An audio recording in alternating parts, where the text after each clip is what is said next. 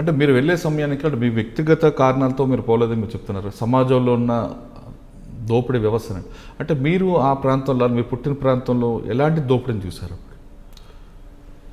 దోపిడీ అంటే మా విలేజ్కి వస్తే ఏంటంటే అంత పెద్ద చెప్పుకోదగిన భూస్వాములు ఏం లేరు. అంత ధనిక రైతులు ఉన్నారు, కానీ అక్కడ మా విలేజ్లో మా ఏరియాలో పూట పీపుల్స్ ఫర్ పార్టీ కార్యకలాపాలు లేవు. మాది వరంగల్ జిల్లా అయినప్పటికీ వరంగల్ జిల్లా లోపల ఇటు సైడ్ ఉంది, వరంగల్కు ఇటు గన్పూరు లేదా చేర్యాల జనగామ ఇటు సైడ్ నర్సంపేట సైడ్ ఉంది, కానీ తొరూరు వైపు పార్టీ కార్యకలాపాలు లేవు.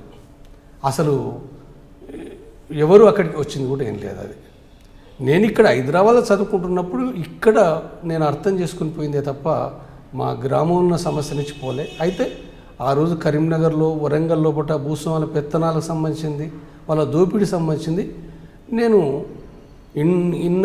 ఇన్న వాటిని బట్టి నేను అర్థం చేసుకొని ఈ వ్యవస్థను అర్థం చేసుకుని పోయిందే తప్ప నేను అంటే మీకు పుట్టిన ఊరు నుంచి మాత్రం ఎలాంటి ఒత్తిడి లేదు, అలాంటి సమస్య. కానీ అదే టైంలో మీరు కొండపల్లి సీతారామయ్య గారు తప్పించిన ఆ ఎపిసోడ్లో కూడా మీరు ఉన్నారనేది పోలీసు రికార్డ్స్ చెప్తుంటే అది ఎంతవరకు వాస్తవం ఉంటుంది? ఆ రోజుకు నేను బయట ఉన్నాను, నాకు పార్టీ సంబంధం కూడా ఏర్పడలేదు.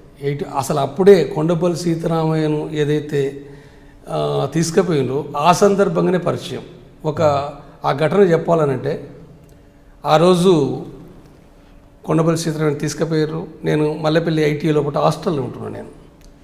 నేను ఫ్యాక్టరీకి పోయి సాయంత్రం హాస్టల్కి వచ్చేవరకే హాస్టల్ రూమ్ లోపల కొంతమంది ఆర్ఎస్యు స్టూడెంట్స్ నా రూమ్ లోపల తలుపులు బంద్ చేసుకొని ఒక విద్యార్థితోటి మాట్లాడుతున్నారు. నేను తలుపులు కొట్టిన తర్వాత అందరూ రాడ్లు పట్టుకున్నారు, రాడికల్స్ వాళ్ళు. నాకు తెలియదు రాడికల్స్ గురించి కూడా, అప్పటికి కూడా తెలియదు. అది ఒక ఏబీవీపీ విద్యార్థి నాయకునితో మాట్లాడుతున్నారు వాళ్ళు. ఆయనకి చెప్పే పద్ధతి ఏంటంటే ఆయనే కొండపల్లి సీతారామయ్య తిట్టిన అంటే పోలీసును చంపి కొండపల్లి సీతారామయ్య అట్లా పోవడం కరెక్ట్ కాదు కదా, పేదోళ్ళ కోసం చేస్తున్నా అనుకున్నట్లు చంపడం ఎట్లా కరెక్ట్ అని చెప్పి ఆయన మాట్లాడిండని, బూతులు కూడా తిట్టిండని. తిడితే వీళ్ళు ఆర్ఎస్సీ వాళ్ళు నువ్వు ఇట్లా తిడతావా మా నాయకుడిని అని చెప్పి రాడికల్స్ మాట్లాడుతారు. అందులో జనార్దన్ రెడ్డి అని ఒక అతను ఆర్ఎస్కు సంబంధించిన జనార్దన్ రెడ్డి సైఫాబాద్ కాలేజీలో ఆయన నాయకుడైన ఆయన మాట్లాడింది, నువ్వు కూడా పూర్ క్లాసే, కొండపల్లి సీతారామయ్య కూడా పూర్ క్లాస్ కోసమే పనిచేస్తున్నాయనే, ఆయన యాక్చువల్గా పోలీసులు చంపాలని ఏం లేదు, ఆయన బంధించారు కాబట్టి ఒక తప్పనిసరి పరిస్థితుల్లో మాత్రమే అది చేయాల్సి వచ్చింది, కానీ యాక్చువల్గా వాళ్ళ అంటే పార్టీ కానీ కొండపల్లి సీతారామయ్య కానీ అలాంటి వాళ్ళు కాదు అనే విషయం ఆయన వివరంగా చెప్పిన సందర్భంగా నేను ఇన్ఫ్లుయెన్స్ అయ్యి తర్వాత నేను ఆ జనార్దన్ రెడ్డి తోటి కానీ లేదా వేరే దామోదర్ రెడ్డి అని ఉండే వాళ్ళతో నేను మాట్లాడిన సందర్భంగా నాకు ఒక పుస్తకం ఇచ్చారు. రంగనాయకమ్మ రాసిన పుస్తకం పెట్టుబడిని పరిచయం చేసిన ఒక పుస్తకం ఇచ్చారు.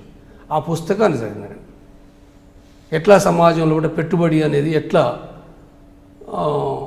ఏ రకంగా ప్రజల్ని కార్మిక వర్గాన్ని ఎట్లా దోపిడీ చేస్తుంది అనే విషయం అందులో చాలా వివరంగా ఉంది. అది చదివిన తర్వాత నేను కంటిన్యూగా సైఫాబాద్ కాలేజ్ పాలిటెక్నిక్ పోయి పుస్తకాలు చదివేటోండి. నేను అట్లా నేను చాలా తొందరగా నేను ఇన్ఫ్లుయెన్స్ అయ్యి నేను ఎక్కువ టైం తీసుకోకుండా నేను అడవికి వెళ్ళిపోయినాను. For more videos, subscribe to iDream. And loads of fun entertainment and content, do watch iDreams. Do subscribe iDream Media. దయచేసి iDreams మీరు సబ్స్క్రైబ్ చేయాల్సిందిగా నేను కోరుతున్నాను. I am Dr. Nayak, DT Nayak. For more videos, please subscribe to iDream. Please subscribe iDream News. Please subscribe iDream.